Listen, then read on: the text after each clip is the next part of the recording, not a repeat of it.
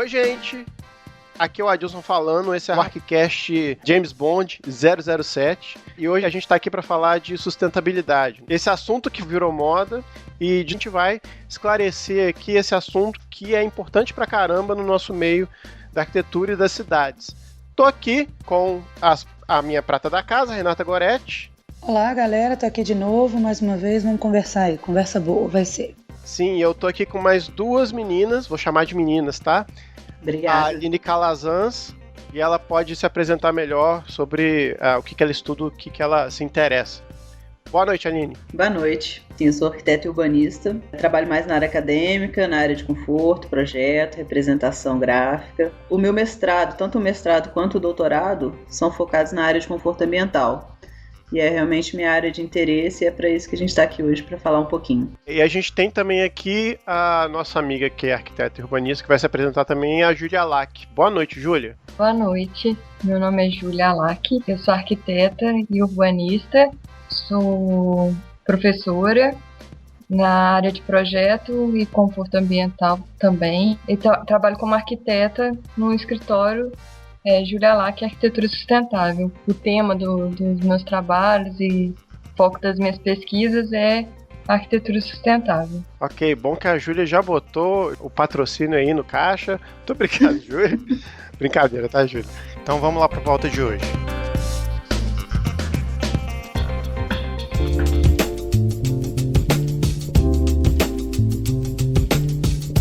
A gente tem um histórico, né, de pensar essa questão da sustentabilidade, primeiramente, como uma questão ecológica. A gente teve a Eco 92 e pensava em melhorar o planeta cuidando mais da natureza. E hoje a gente tem, talvez, uma evolução desse conceito que é a sustentabilidade. Eu queria saber de vocês, assim, se realmente houve essa diferença e explicar para todo mundo o que seria essa sustentabilidade no geral e qual parte dessa sustentabilidade tem a ver com a arquitetura. Eu acho que a questão da sustentabilidade, ela aparece até antes da Eco 92 e tudo mais, só que o próprio tripé do quesito sustentabilidade, que é a questão econômica, ambiental e social, ela hoje em dia ela tem uma abrangência muito maior. Na arquitetura, a gente tende a tratar o quesito ambiental com maior peso do que os demais, o que é, de certa forma, uma perda, talvez, para a gente. Mas, para a gente falar de alguns princípios da sustentabilidade, principalmente no contemporâneo agora, na época que a gente está vivendo, a gente vê que esse conceito de sustentabilidade que vem evoluindo, ganhando porte, ele realmente ajudou a desencadear um debate muito grande sobre questões que, para a arquitetura, são de extrema importância, como o processo de projeto, ciclo de vida, tanto do material como do conjunto como um todo, responsabilidade de cada agente que está envolvido, sempre buscando um compromisso mais ético, principalmente com o processo de decisão. Então, na verdade, a gente não está falando só de arquitetura. Sustentabilidade é um termo que se aplica a qualquer campo de saber. Hoje a gente tem necessidades diferentes, mas sem deixar de pensar nas gerações futuras. Então a gente tem que agir pontualmente, entender as necessidades atuais e agir de uma forma sempre muito ética. Eu acho que ética é a principal palavra que eu trago hoje para a sustentabilidade. A gente tomar a ética, o compromisso e a responsabilidade em todos os nossos processos de decisão, independente se são na arquitetura ou não. A sustentabilidade não é uma palavra, nem um termo ligado restritamente à arquitetura e ao urbanismo. Ela se aplica a qualquer campo de saber. Eu vi que a definição de desenvolvimento sustentável ela foi descrita pela primeira vez em 1987, que é aquele que atende às necessidades do presente sem comprometer o atendimento às necessidades das gerações futuras.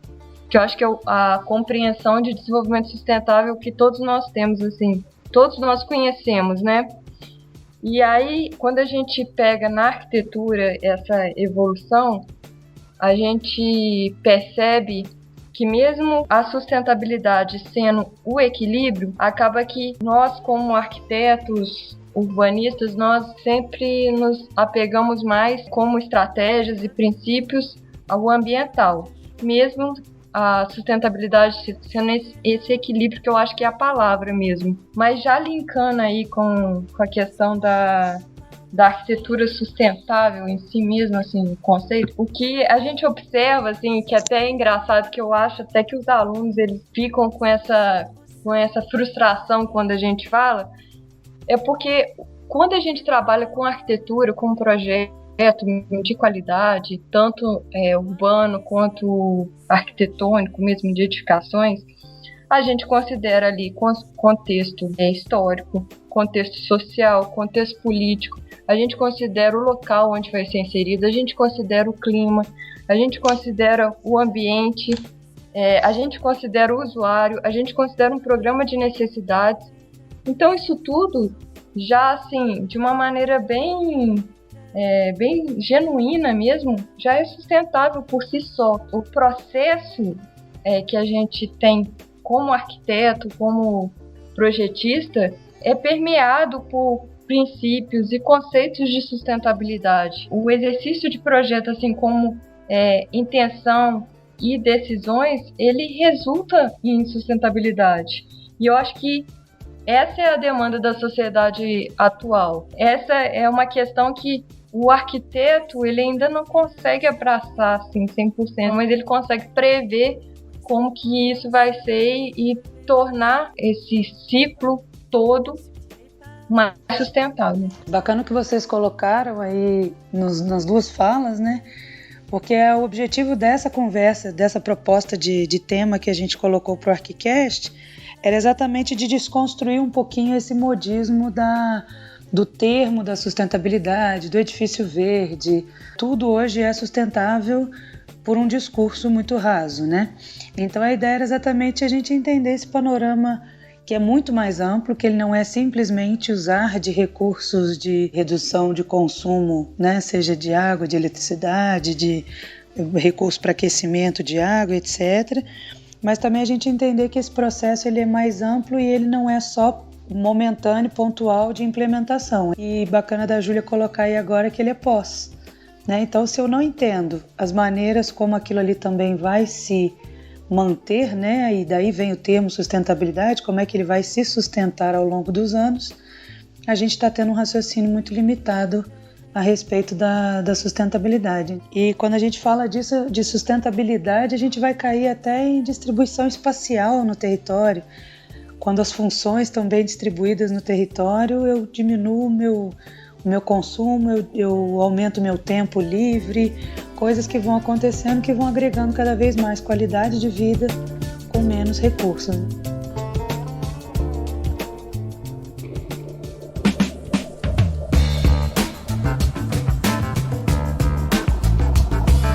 O que seria a certificação, né? Para quem não sabe o que é certificação? Bom, no Brasil, principalmente, a gente tem como principal referência alguns conjuntos de normas de gestão ambiental, algumas opções de certificação e algumas opções de selo, que tem diferenças entre eles.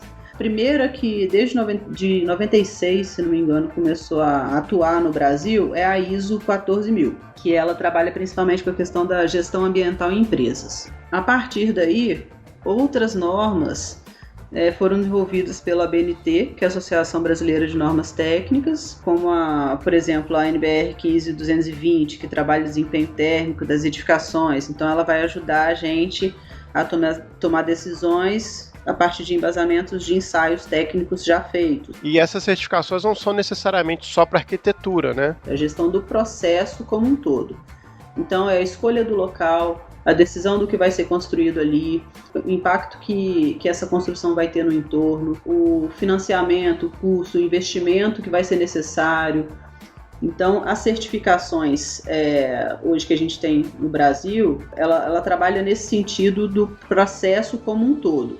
Então, em termos de certificação, a gente tem os mais conhecidos aí, são o LEED, internacionais, o HQE, o BREEAM, o Leader A em Portugal e alguns outros. Então, o que acontece? A certificação ela é diferente do selo, por quê? O selo ele é restritivo, ele trabalha especificamente num recorte. Então, o selo da Procel, por exemplo, ele trabalha com eficiência energética.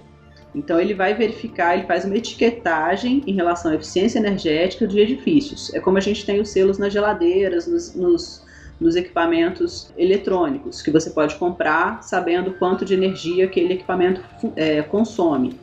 Então a gente já consegue ter hoje, desde 2009 ou 2010, já está funcionando o selo Procel, que é um selo para edificações, é um selo do Inmetro, com a orientação do Inmetro, para edificações. Mas não quer dizer que é sustentável, é um recorte. Então, o sustentável, ele precisa ter essa abrangência de uma forma geral, igual a Júlia falou e a gente estava falando no início.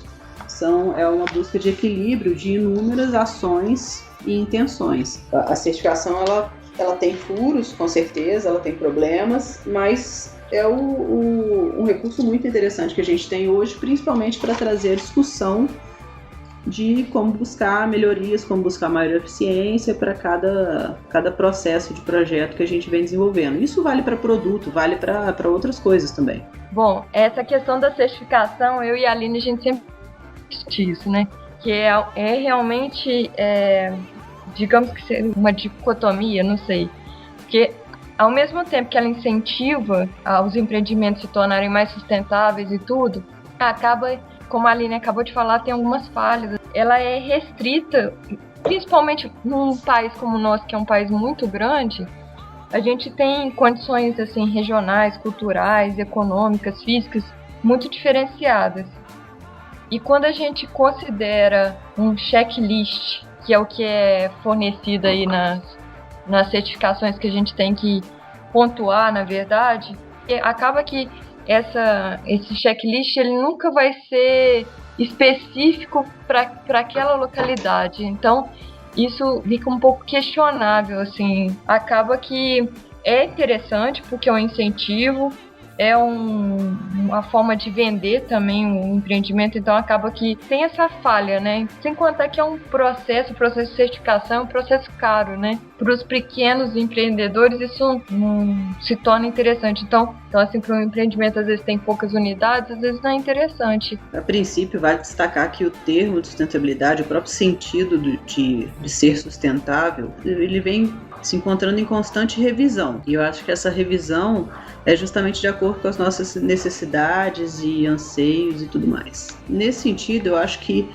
as certificações, principalmente, por mais que a gente possa construir inúmeras críticas a respeito das certificações, elas colaboraram de uma forma muito significativa para a gente colocar em questão todos esses temas e principalmente colocar todas essas questões em conjunto, né? A gente conseguir conciliar as questões em relação ao território, em relação ao entorno, em relação aos agentes que vão estar envolvidos no projeto, ao seu cliente, buscando um processo mais participativo, entender que a edificação ela vai gerar impactos no entorno, entender o projeto de uma forma muito mais abrangente do que simplesmente um processo de concepção e depois um processo de execução.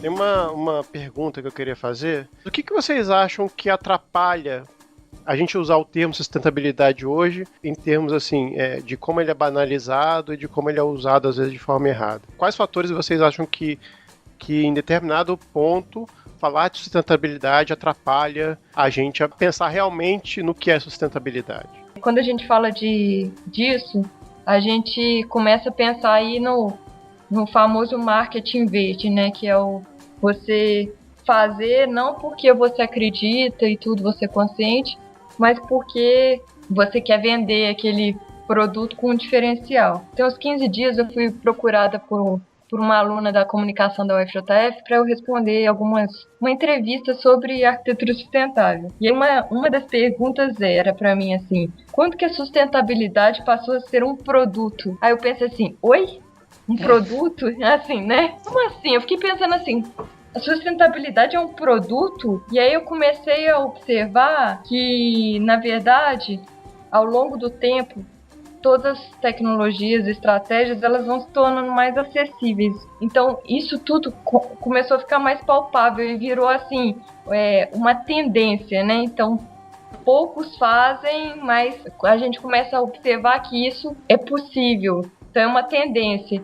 E quando todo mundo começa a fazer, isso vira uma realidade. A gente tem essa crítica, mas ao mesmo tempo é bacana, porque isso vai gerando essa tendência e daqui a pouco a nossa realidade vai ser essa. A nossa realidade vai ser pensar de uma maneira mais consciente. E não porque é mais bonitinho, tá na moda e etc.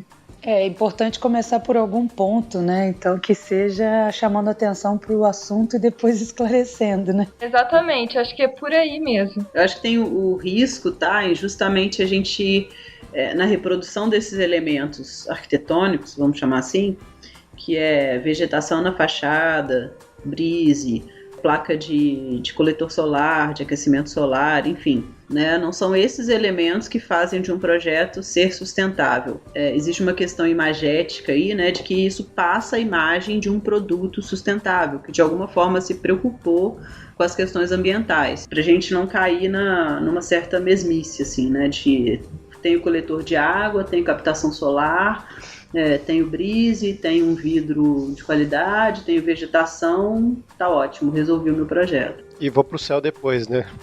E vou pro céu depois. Até por aquela questão que a gente sempre fala, assim, a gente começou com o conceito de autossustentável, então a gente começou querendo ser 100%, né?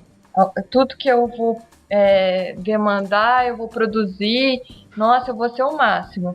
E aí, de repente, caiu a ficha que, na verdade, o que a gente consegue é aplicar algumas estratégias e ser mais ou menos sustentável. Então, a gente não usa essa nomenclatura, né?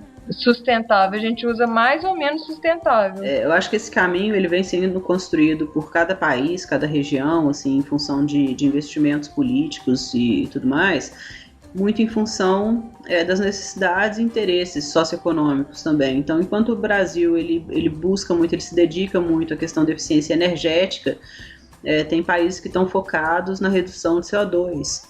Então, as metas são determinadas em cada país muito em função dessas necessidades já existentes, né, da situação da situação sociopolítica mesmo.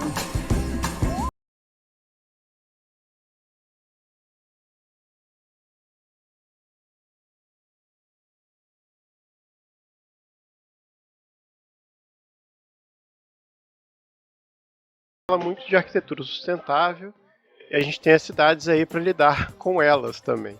Claro, a gente tem as certificações que servem muito para os objetos arquitetônicos, mas é engraçado que eu refletindo aqui, sempre quando a gente fala ou tenta pensar na cidade, né, seja em bairro, seja em um quarteirão, seja numa cidade inteira, a gente sempre tem que pensar nessa coerência. O que a Aline falou no início, da questão da sustentabilidade, seja uma questão mais de uma coerência.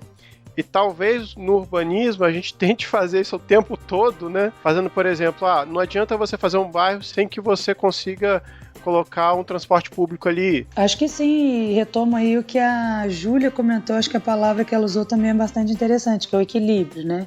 Até que ponto a gente chegou de usar tanto dos nossos recursos, sejam eles do nosso espaço, será que a gente não está espaçoso demais? A utilização dos nossos recursos, por exemplo, das nossas vias, cada vez construindo mais vias, então acho que essa redução dos recursos, eu acho que ela pode ser um objetivo tanto dos projetos urbanísticos como dos projetos arquitetônicos. A gente reduzir esses processos também, né, a complexidade deles, a gente vê isso na cidade. Se eu estou criando distâncias cada vez maiores entre trabalho e moradia, entre comércio e lazer, eu estou aumentando ali o dispêndio, né, de energia e de tempo das pessoas. Então a gente não está fazendo o máximo uso dos nossos mínimos recursos, a gente está fazendo o mínimo uso de muitos recursos. E eu acho que no ambiente urbano a gente consegue enxergar um pouco mais, talvez, porque incomoda mais as pessoas elas estarem presas no trânsito. Na arquitetura, o que a gente percebe, talvez, e que volta aí nesse discurso do marketing verde, é que talvez as intervenções que sejam percebidas pelas pessoas sejam muito pontuais. Ela não vai perceber se o tijolo que está ali por trás daquela argamassa, daquela pintura, se ele veio num caminhão com mão de obra irregular, lá do Rio Grande do Sul ou lá de Manaus, mas ela percebe que a conta dela de energia veio mais alta, então ela está precisando usar de recursos de resfriamento naturais para ela não ter que usar o ar-condicionado. Então acho que talvez o pontual é o que as pessoas percebem mais, mas o usuário mesmo talvez ele esteja movido mais por esses mecanismos da parede verde, né, do brise e o resto do processo todo. E quanto de dispêndio que você está tendo ali de recurso para construir o resto do móvel. Então vamos tentar aumentar isso a ponto de chegar no próximo do consumo zero, talvez, né? Quando a gente começa a se envolver com esses aspectos relacionados à sustentabilidade, a gente começa a se sentir muito pequeno. Então, o que eu posso fazer assim? Então, acaba que na arquitetura a gente tem uma escala muito menor. Então, a gente consegue ir pontuando aos poucos e a gente consegue ir acalmando assim, o coração dessa forma de, poxa, eu estou conseguindo. O urbanista é uma profissão que tem um poder imenso. É assim, eu acho que a população ela tem com quem contar. Lógico que, a partir do momento que nós peitamos, a gente tem que ter os usuários do nosso lado, né? Assim como os publicitários, a gente consegue vender aquela ideia para que as pessoas possam perceber que tem jeito. Nem tudo está perdido, né? Que a gente pode acreditar e fazer um uso daquele espaço da melhor forma. Eu acho que aí entra a responsabilidade do profissional, né? A nossa responsabilidade como arquiteto e urbanista, inclusive para convencimento desse público que é o usuário, que a maior parte é leigo. Então, nossa responsabilidade, o nosso compromisso, não só com a sustentabilidade, mas com todas essas questões sociais e ambientais que estão emergentes aí, que ficam permeando o nosso trabalho como arquiteto, e que realmente o usuário conta com a gente, como profissional, para dizer para ele, é adequado ou não é?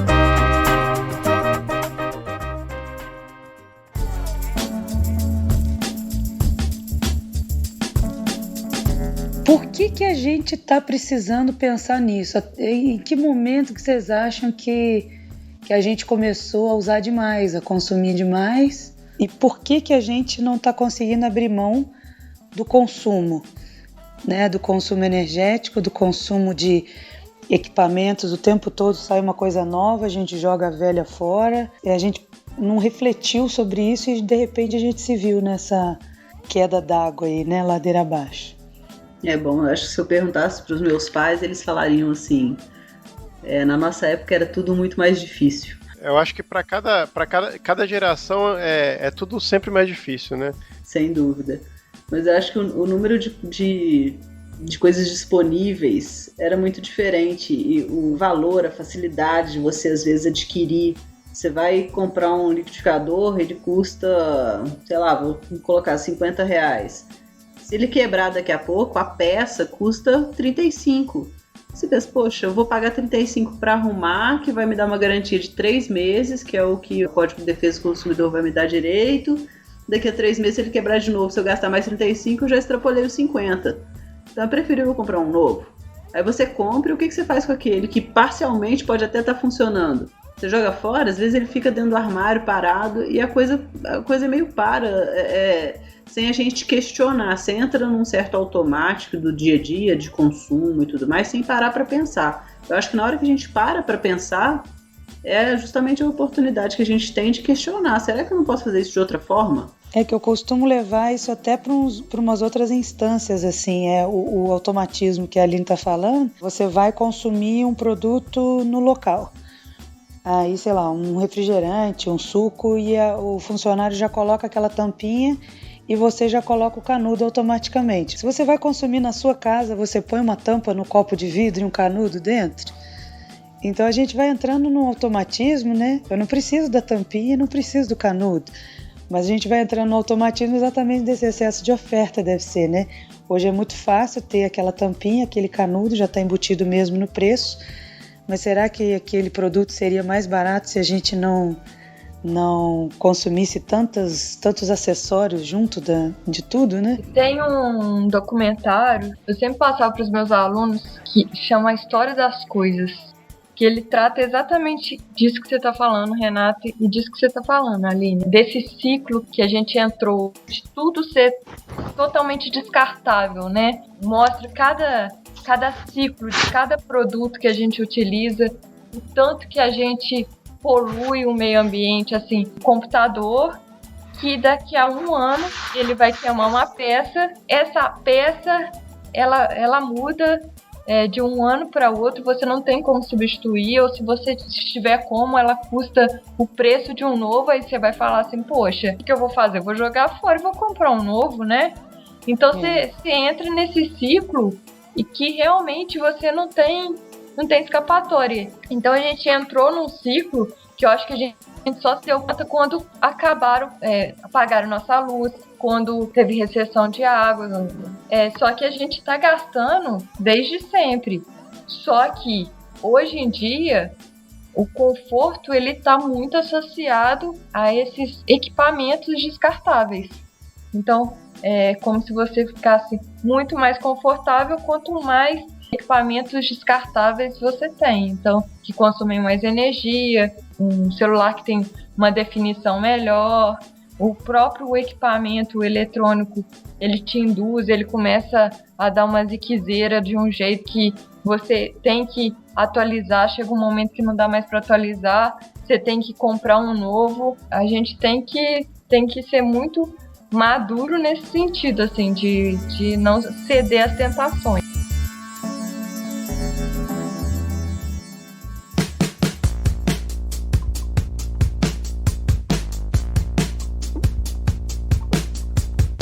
Numa sociedade que a gente encontra de consumo, onde todo dia a gente tem que atualizar nosso celular, né, ter o computador novo, ter a blusa da moda, e aí você tem uma ideia, não é uma ideia oposta, mas é uma ideologia que bate de frente com essas questões, né, da sustentabilidade. Como é que vocês acham que a gente consegue conciliar essa nossa sociedade de consumo, ao mesmo tempo com tentativas sustentáveis de se viver, e aí de uma maneira geral? Eu acho que a grande questão está no processo de escolha. Qualquer coisa que a gente precisa escolher entre uma coisa e outra, a gente tentar pesar todas essas questões que a gente está levantando aqui. Durabilidade, se realmente vale o preço que eu vou investir naquilo, se eu realmente preciso daquele produto, daquele equipamento, de onde ele foi produzido, tentar entender um pouco mais. Por exemplo, a gente vai comprar pimentão no mercado. Tem o pimentão vermelho, o amarelo e o verde. E eu tenho que separar ele em sacolas diferentes porque eles têm preços diferentes na hora de passar no caixa. Será que eu preciso usar 3 sacolas porque eu vou comprar pimentões de cores diferentes, porque são 3 cores diferentes? Esse automatismo te leva a pegar uma sacolinha e colocar um pimentão, pegar outra sacolinha e colocar 2, pegar outra e colocar mais um e levar 3 sacolas no caixa. E você nem sequer pensa de onde veio aquele plástico, o que você vai fazer com ele, ou até mesmo o próprio pimentão. Essa informação acaba passando batido porque a gente também não procura saber. Então, às vezes, o tempo que eu passei na França, os mercados, eles têm lá o limão. Aí ele fala limão do México, limão do Brasil, limão de não sei de onde. E às vezes é tudo limão Tahiti. Poxa, mas eu estava na França, por que não comprar um produto de lá que foi produzido, de repente, na região logo próxima à cidade que eu estava? Não tem muito mais lógica. Isso está em cada decisão que a gente toma. Se eu puder andar mais a pé, se eu puder compartilhar o carro, se eu puder andar de bicicleta, né, igual a gente faz. Poxa, a gente vai para a faculdade, trabalha no mesmo horário, mora perto, e a gente não pode revezar o carro, não pode ir junto. Na verdade, a gente não reveza os carros, né? A gente vai todo mundo no seu, porque as outras pessoas já optaram por não ter carro. Não é? Olha só. Já são 2 carros a menos em 3 apartamentos, né? Então, realmente a gente consegue lidar bem com isso. Em relação ao brisa, ao painel solar e tal, eu me preocupo muito com os alunos que a gente está formando. Porque eles se pegam em vários momentos despreocupados disso, né? Acreditando que pequenas ações se mostram como a melhor decisão ou uma decisão sustentável. Então, acho que isso não basta. É a questão de você falar assim, o sol nasce no leste e se põe no oeste. Isso basta? Não basta mais. Eu acho que é o momento de você questionar. Poxa, é assim? E se é assim, o que isso vai interferir para mim?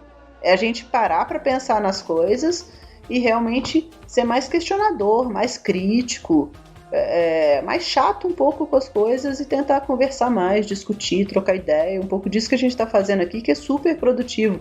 Isso que a Aline tá falando é assim, quando eu resolvi que era isso que eu gostaria de estudar e pesquisar na minha vida, eu decidi que eu não ia ficar pregando, sabe? Eu sempre pensei assim, eu vou fazer, eu não vou falar. Esse é o estilo de vida que eu tento levar. Nem sempre eu tenho êxito em todos esses meus pensamentos. Essa questão da gente ponderar, que eu acho que é o ponto-chave mesmo, que foi até a pergunta que o Adilson fez logo lá no início. Qual que é a questão relacionada à sustentabilidade que vocês acham que mais complicado?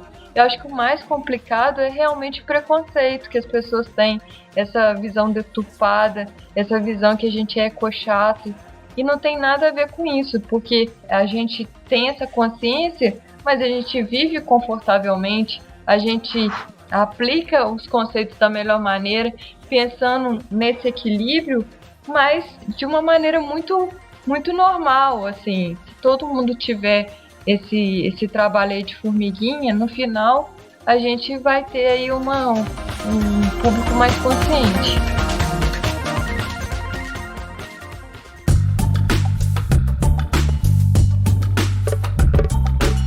É interessante falar a Júlia falando disso, porque quem toma certas decisões, né, nesse sentido aí das escolhas, também falo por mim, são as decisões que assustam às vezes as pessoas, né, que elas acham que você está se privando de alguma coisa, você está com menos conforto, ou que agora você vai ser uma pessoa menos feliz porque você está abrindo mão dessas maravilhas do mundo moderno. Então, quando você vai abrindo mão das maravilhas do mundo moderno, ou você vai se permitindo outras óticas, né? As pessoas te olham com uma cara de: o que aconteceu? Né? Ixi, acho que essa experiência que você teve lá fora te estragou. Agora você diminuiu seus hábitos de consumo, você não tem mais automóvel, você anda muito a pé, você tá sofrendo, você tá sem dinheiro? Tá sofrendo é ótimo, né? Eu tive esse tipo de perguntas, assim, já, né, de pessoas próximas, mas por que você tá, né, passando por isso? Eu falei, porque fui eu mesmo que escolhi, eu sou mais feliz assim, né? Então, eu juro, eu não tô sofrendo, eu gosto de andar na rua. Nem tá fazendo promessa, né? Eu gosto de andar na rua, eu gosto de entrar num ônibus, poder ler meu livro ao invés de ter que prestar atenção no trânsito. Eu não tô querendo que as pessoas abram mão dos carros delas. Mas se eu não tenho, se eu posso usar esse meu dinheiro para outras coisas, né? Por que não? Meu grau de estresse diminuiu, eu faço as coisas mais programadas, eu não chego em cima da hora e coisas desse tipo. Então, o ser ecochato aí para as pessoas, acho que é um pouco disso. É quem não conseguiu ainda parar e se perguntar sobre os hábitos, né? Eu acho que tem muito a ver com isso que você está falando, dessa questão de escolhas e também do conhecimento. A partir do momento que você tem conhecimento, você tem informação sobre aquelas questões, você pode escolher entre elas, do básico ou mais complexo, não importa. Você fazer escolhas. E tem uma questão que eu acho que é a questão do tempo. A gente fala, o mundo está mais acelerado, a gente vive correndo, faz tudo atrasado, né? Chega atrasado por causa do trânsito, chega atrasado porque tem muito compromisso, N coisas. Eu acho que a questão do tempo faz parte dessa nossa escolha. A gente chega atrasado e faz as coisas correndo porque a gente marca uma coisa em cima da outra. Eu escutei uma frase outro dia que qualidade de vida hoje para mim é almoçar em casa. Então, se você tem no ritmo de trabalho que você tem, na sua correria de vida, se você consegue almoçar em casa, seja para fazer um almoço e ter uma alimentação mais saudável, de uma escolha feita por você mesmo, ou até mesmo para ter o seu momento com a sua família, é a qualidade de vida.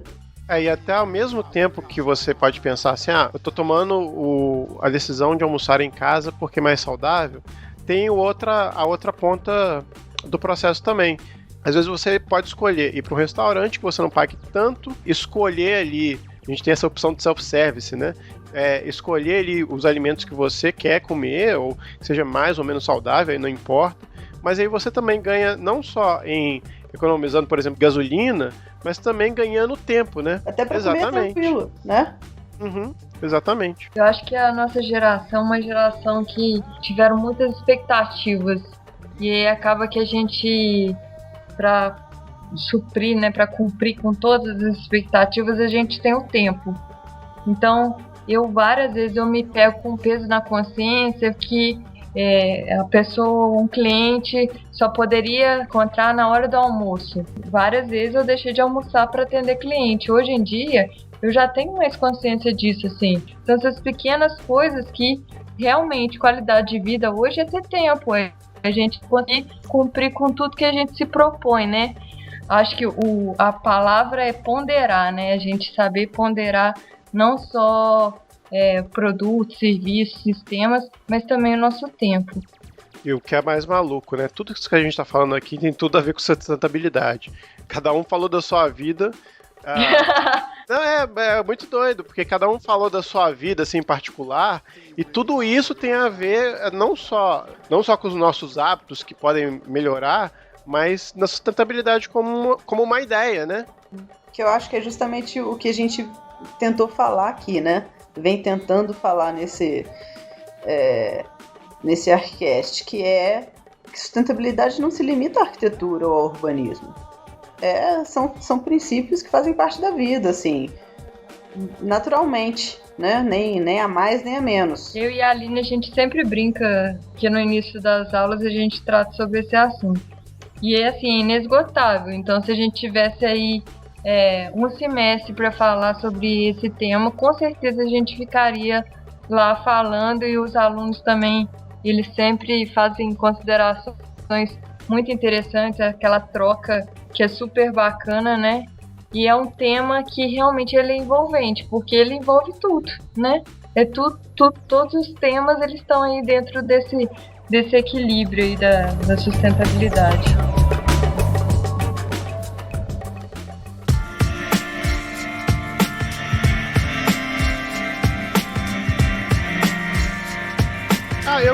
Eu queria um pouco falar da experiência, até aproveitar um pouquinho da Júlia, tem um escritório que produz arquitetura sustentável, né?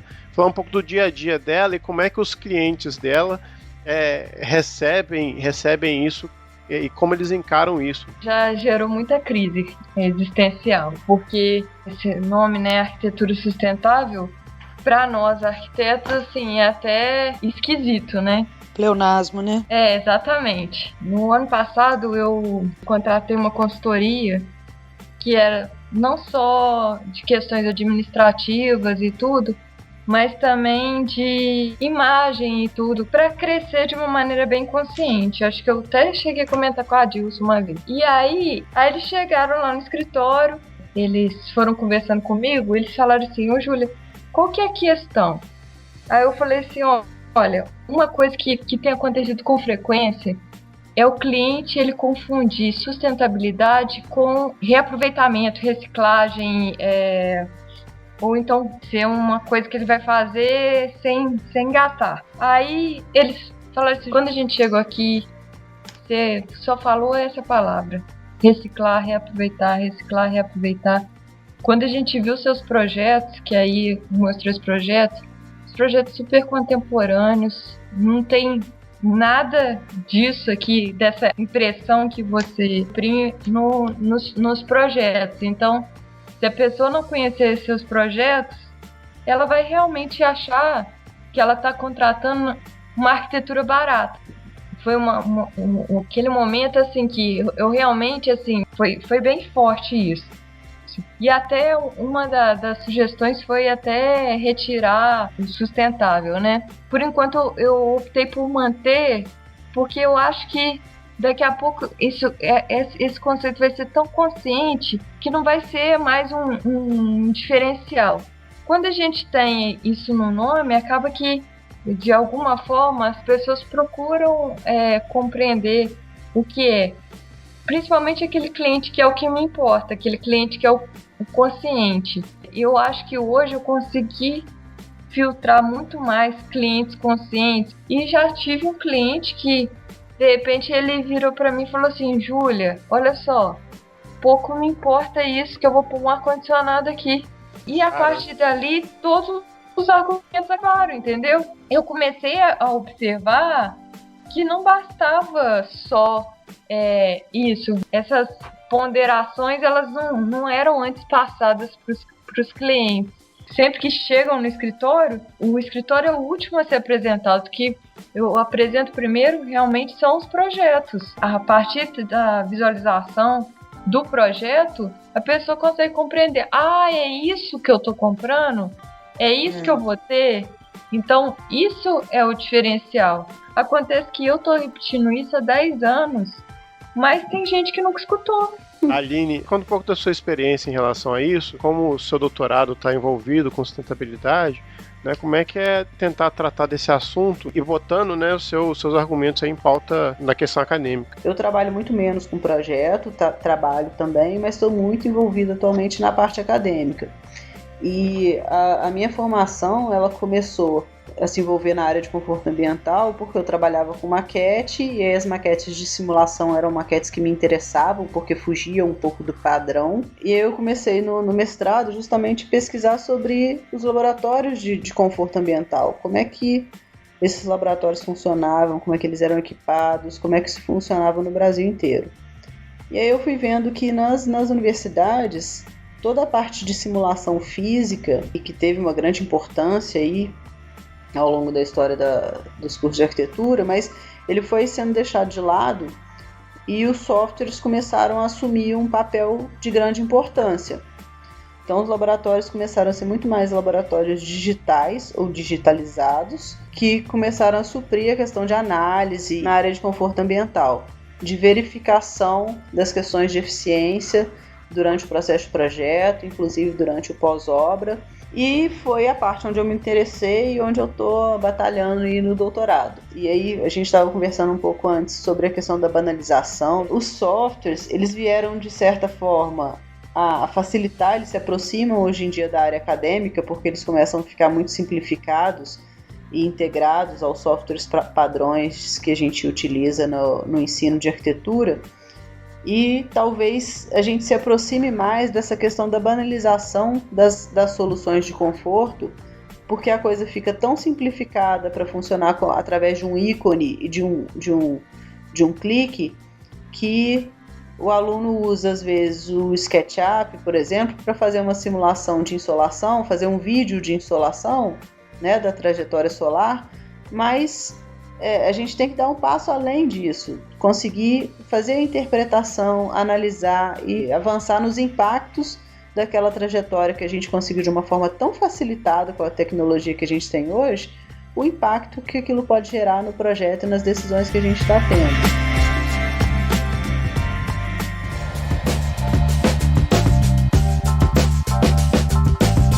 Então, vamos passar então para as dicas, né? Alguém já está aí com uma dica na ponta da língua ou na ponta do lápis? Bom, algumas dicas que eu tenho aqui. Quando a Aline estava falando de governança democrática, eu lembrei aqui de um livro que me puxou para um segundo. O primeiro é do José Maria Pascoal Esteve.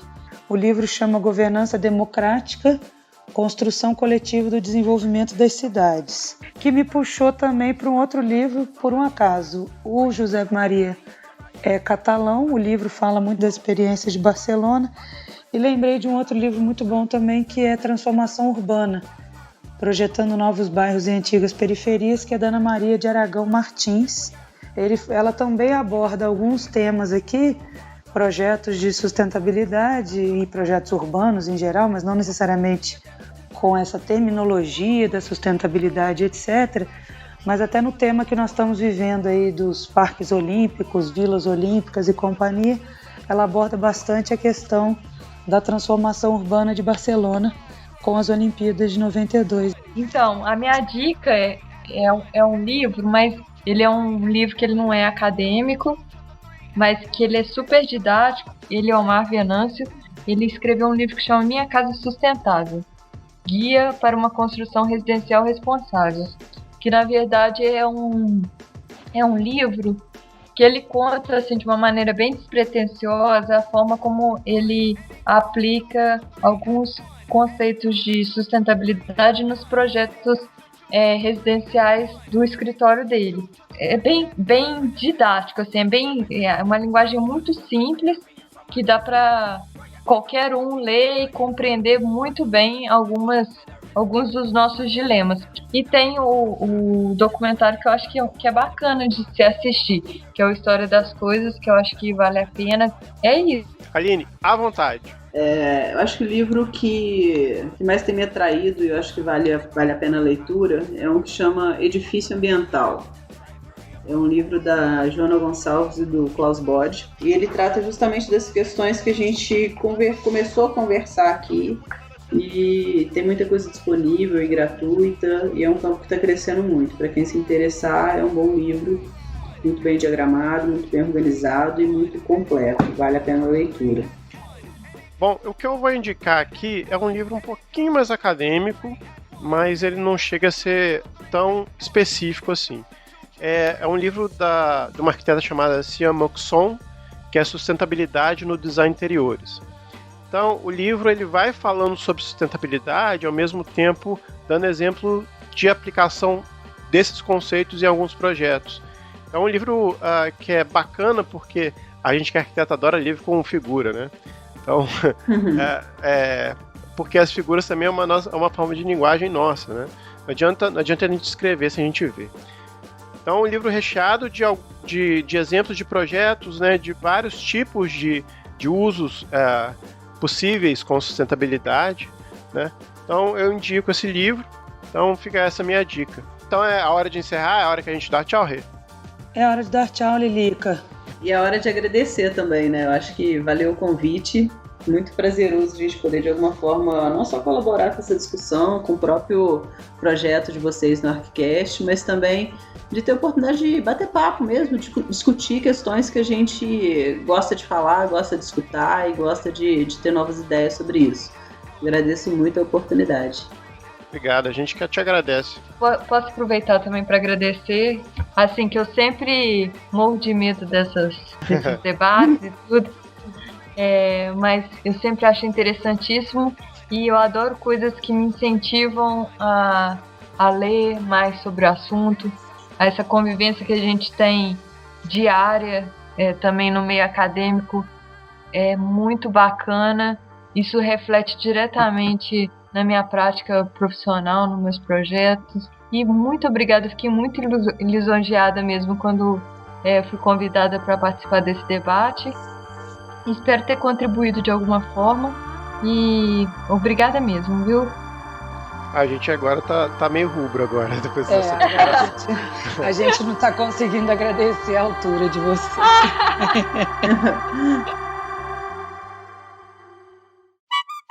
A minha curiosidade, assim, vocês, cada um com a sua visão aí de mundo e de mundo, né, de vida pessoal e profissional, como diria o Faustão, tanto no campo pessoal como no profissional. Ô, louco, meu. Ou seja, a Júlia acaba de falar que ela não é um bicho grilo, não é isso? Não sou. Como disse meu irmão, eu sou hip chique. Então, gente, a gente se encontra daqui a 15 dias, um novo ArchiCast. Desculpa, é que eu pensei que a gente se encontra daqui a 15 minutos, porque já são meia-noite. Ninguém estava preparado para isso. Nós nos vemos daqui a 10 horas no máximo, então a gente se encontra de novo. A gente se encontra na garagem daqui a pouco. Menos a Júlia, né? A Júlia, Uhul! A Júlia a gente não vê. Que ela responda a arquitetura, vai acordar mais tarde amanhã. Hip chique, tá? Respeito. Hip chique, nem trabalho, pelo amor de Deus. Brincadeira, né? Beijo, gente. Valeu demais. Obrigada. Beijo, boa noite. Boa noite. Tchau. Desliga primeiro. Desliga você. Desliga você. Não, desliga você. Você não desligou ainda, eu tô te ouvindo. Saudade. Tô ouvindo você. Tchau. Beijo. Vamos desligar junto. Beijo. 1, 2, 3.